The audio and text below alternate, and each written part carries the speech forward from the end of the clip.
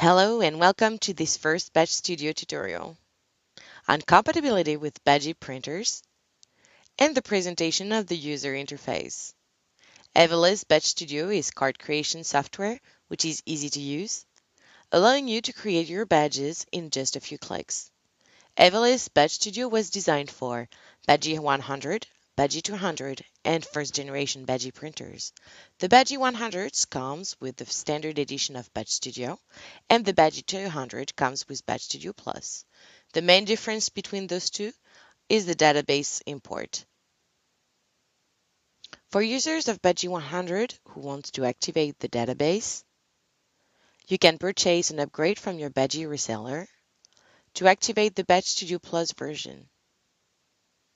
First generation Badgy printers comes with office cards. However, Badgy200 is available to download free of charge from www.badgy.com, and you can purchase an upgrade to Badgy200 Plus. Once the installation is complete, start the software. You will then see the welcome screen. There are 4 icons available. The templates icon allows you to customize a badge based on an existing template. The wizard icon will help you to create a badge step by step.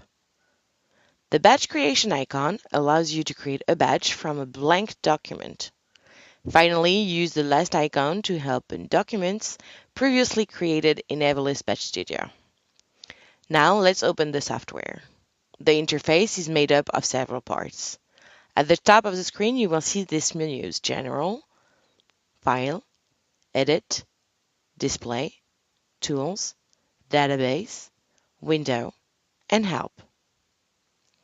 Just below the menu shortcuts button: New Document, Open Document, Save, Close Document, Card Orientation, Database View, and Database icons. Then Print and the Zoom.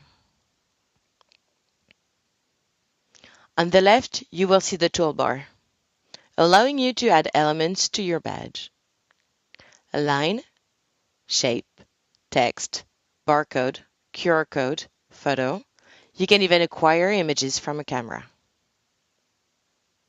By default, the right-hand window allows you to change the background.